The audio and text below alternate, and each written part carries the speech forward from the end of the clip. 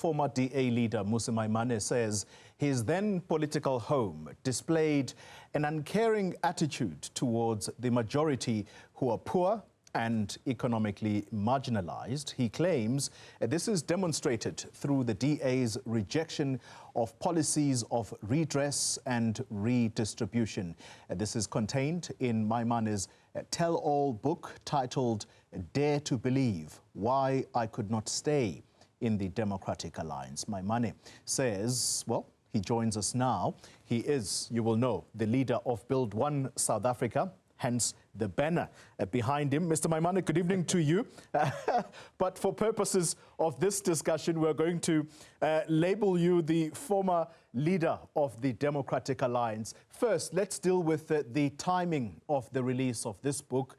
Pure coincidence or deliberately timed to influence attitudes ahead of May 29th?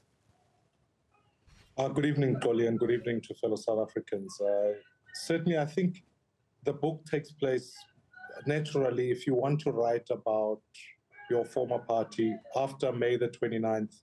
Naturally, I'm focused on BOSA, and BOSA is on the ballot, and so it would not be appropriate to do that. And secondly, I also do think that South Africans are thinking politically, and I would want them to be informed about the choices that they made. And being on the campaign trail, one of the questions I get asked is, why did you leave the DA?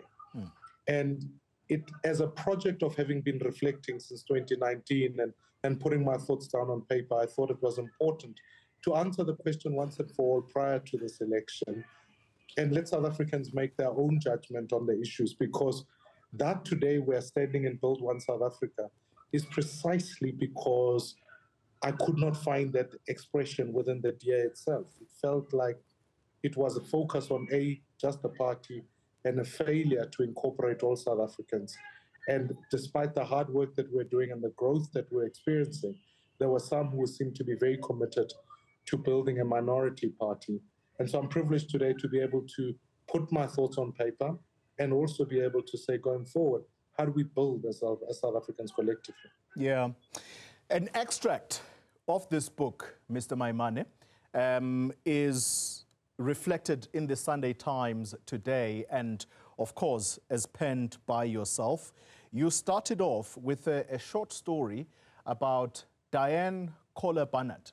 She was the Shadow Minister of Police then, and you were on this oversight visit at the Tembisa police station here in Gauteng. And what was important about that visit, as you tell this short story, for you, what stood out was a conversation between Kohler-Barnett and an officer at the police station. But this was no ordinary conversation because, as you put it, you watched with discomfort. What was it about that conversation that made you deeply regret standing by silently without intervening? Yeah. I mean, you know, when members of parliament go on oversight visits, they go there to check conditions, to be fair. And when I arrived at this police station, I can remember the conversation was really about the condition of prisoners and the prisoners that were held there. The way Diane Kohler-Barnett spoke to was in the most undignifying way I've ever observed of another human being being spoken to. At the time, of course, this was an area of expertise. And here was a police person who was busy just trying to do their job. Whether they were doing their job perfectly or not, I remember observing and thinking no human being should be spoken to like this. And then when you add the race dynamic to the issue, it felt like it was unsympathetic of this South African, black South African, who was now being berated by this white woman who in many ways demonstrated no level of compassion for the complexity of the job, but no empathy to say, how do we build together?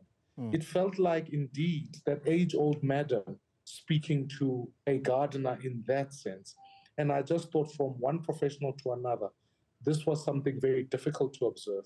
And like I say in the book, in honest fairness, it was, I deeply regret not having spoken up on behalf of this policeman in the face of this barrage and ultimately feeling the sense that this wasn't a place where, as a Black South African, without the sense of racial solidarity or anything like that, whether that officer was a white South African, I would still think their dignity needed to be preserved regardless.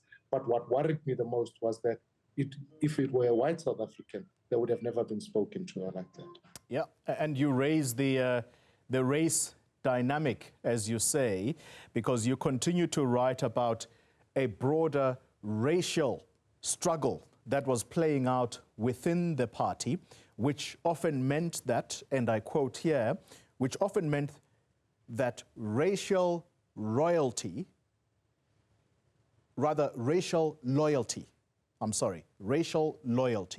must trump principle. Are you able to give us a practical example of what you are talking about here? This book is about vision. I mean, partly I called it Dare to Believe because I actually want to build one South Africa. But if you want to build one South Africa, you have to be willing to deal with the complexities of this country, which means, let's take an incident like land. Land, as an example, sometimes represents the hopes of many Black South Africans and the fears of many white South Africans. And I can remember sitting in a federal council where we had to debate at length the issue of redistribution and justice. And at times, it always felt like it was a choice between one racial group over another. And there were often times where I thought to myself, even in matters of discipline and disciplinary, you know, you are a leader and a leader of color. There were times at which you felt like there were colleagues who thought to themselves, no, you must protect us because we share the same skin color. And all of these issues are the complexity of this country in trying to lead a movement for all South Africans. And I wanted to express that in the book because sometimes we reduce choices in this country as binary ones. And that's why even to this chapter, when Ethel Trollip resigned alongside with me, it reminded me that actually we can stand together as South Africans of different colors and fight for the same issues, because part of the challenge that he faced as a white South African resigning from the DA was the mere sense that this was no longer an organization committed to a broader inclusion of all South Africans at least. And so he had a set of reasons, but it was always a clear indicator of the fact that this was a matter of principle rather than at times this binary, let's stand together because we share common skin color, rather than in fact fighting for principle. You touch on policy discussions at the party's highest decision-making structure. And I'm reminded of a section in the article where you talk about those who donated, and handsomely at times, to the Democratic Alliance, and either their behavior towards certain projects that were being pursued by the Democratic Alliance. A simple question: how big an influence did donors to the party have on the party's decision to champion certain projects? I fought hard. It was one of the issues that we had to keep at bay. And I can say this, often we were very clear that we should, however the donation is, cannot influence policy direction in the organization. But what at times felt like is that, say, for example, even in campaign seasons, and I can remember in 2019, there were certain people who said, no, we're not willing to campaign, and we'll tell those particular donors to not donate because you are advancing the notion of redress, for example. And I used to find that outrageous, that if you become lazy as a party, you fail to challenge people, to say to them, no, the principle of inclusion and diversity must be one that is shared. It may make you uncomfortable, but that is our project. And so if you fund on that basis. But sometimes people who had access to particular donors wanted to use that access for literally trying to exert outweighed influence. And we had to resist it at all costs. That's why when you look at the list even that we produced in 2019, it was a very diverse list, which unfortunately now has happened that the DA sits in a space where that's regressed almost entirely. You'll find even in the executive of mayors, you could see that even that principle, we've lost that the DA has lost the diversity of the mayors that we had. And that's why when you leave with the term Build One South Africa and no one fights you for it, you realize that it wasn't home within the DA, and that's why we had to leave. Wow. A direct question, Mmusi Maimane, did the donors of the DA have direct influence on policymaking at times? No, I fought against that. I really did. I fought strongly against that. And there were others who wanted to be used to achieve certain things, but I wanted to always be clear that that was a fight we had, and there were some who could express their views in other spaces to say they disagreed. But I was very, very intentional at fighting against that battle. Yeah. How did this racial loyalty, which, as you put it, which trumped principle, how did that affect the black members of the Democratic Alliance who presumably were yearning for genuine transition, genuine change within the DA? Because as you say in that article, this is a dilemma that persists to this day. Let's take a basic thing which is core to many political parties: list making. You know, when you have to create lists, I used to sometimes arrive in certain councils, particularly at local government elections, and see that the selection panels have managed to come in there and under the guise of fit for purpose. Let me give you a real example here, Koli. In 2016, a whole lot of students from Nelson Mandela Bay University had done extraordinarily well. They were graduates. They wanted to stand as councillors. And I can remember saying, in the scoring system, these young people have excelled. I was accused at the time of having given them answers ahead of time. Because why? Because many of them were people of color.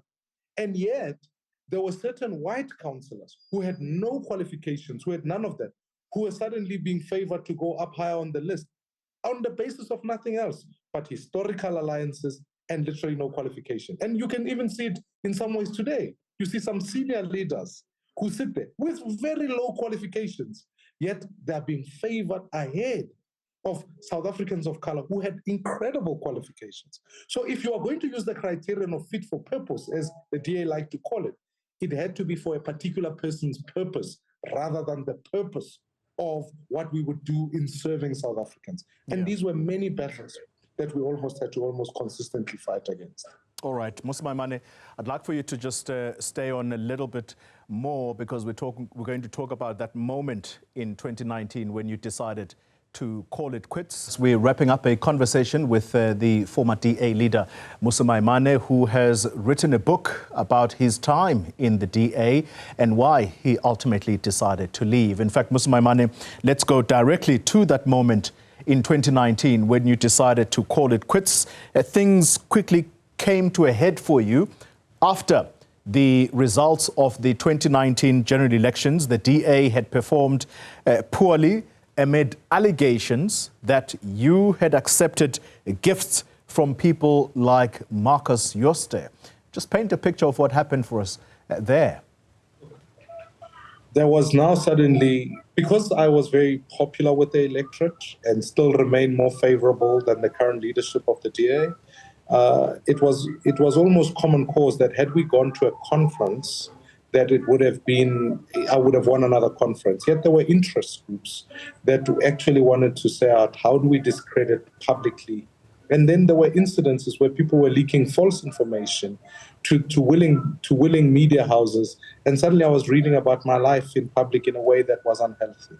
And I'm not being dramatic when I say that you eventually started to feel the toxicity inside the organization, where you'd wake up every morning wondering whether, is it worth the struggle when you are trying to fight for this country that you love, and there are others who are desperately trying to fight you and to destroy your name in public? And therefore, eventually you come to a point where, firstly, in the interest of your sanity to fight for this country, and secondly, for your family, and ultimately, to not have to spend your whole life with a machine that's been well put out, now to literally cannibalize your own identity. It stops becoming worth it. And I feel this way, I can best serve the country. And that's why the book is not just about the DA, it is broader than that. It is about the vision for this country and the struggle that we continue to wage for this country. Yeah, final question to you. And I'm going to read an extract here from that article. You say, and I quote, the DA is in crisis. It has never been able to properly transform. Its body politic is toxic. It has no solid plans to address diversity, and its leaders are old and power hungry. And yes, I'll say it, the Democratic Alliance is a beneficiary of a racist past. Is that coded language for you saying the DA is a racist party? No, I think there are some good members inside the DA, and I had the privilege of working with them, and I acknowledge that in the book. But you know, when the DA created a fight back campaign and merged with the National Party, you had a lot of hard work with people who then came with National Party contacts, donor issues, and suddenly it felt like part of that agenda needed to be protected at all costs. And when we lost voters to the Freedom Front Plus, which I was very aware of, it, for me, began a journey where we had to say, if we're going to transform entirely, we're not a party for minorities, we need to be a party for all South Africans. This is not another fight back version. The DA has rejected that, and the evidence is there for all to see. Today, its leadership is only of a particular race, and in the main, I think its issues that it raises for society pertain to the preservation of even issues like, if you think about university language policy, the idea that only in Stellenbosch they fight for Afrikaans as a language, and I kind of go, how do we build a more inclusive South Africa? And so I think, to me, the crisis is the fact that it's harked back, it's taken years back to literally a fight back campaign instead of being a home for all South Africans. And that's the crisis. I don't think the DA and its current leadership have got the mental or the appetite to be able to transition for the future. And therefore, they will keep being a minority party with minority interests. And that's why when I talk about that past and that benefit, rather than, in fact, being an inclusive home for all South Africans. All right. Mmusi Maimane, thank you very much for your time.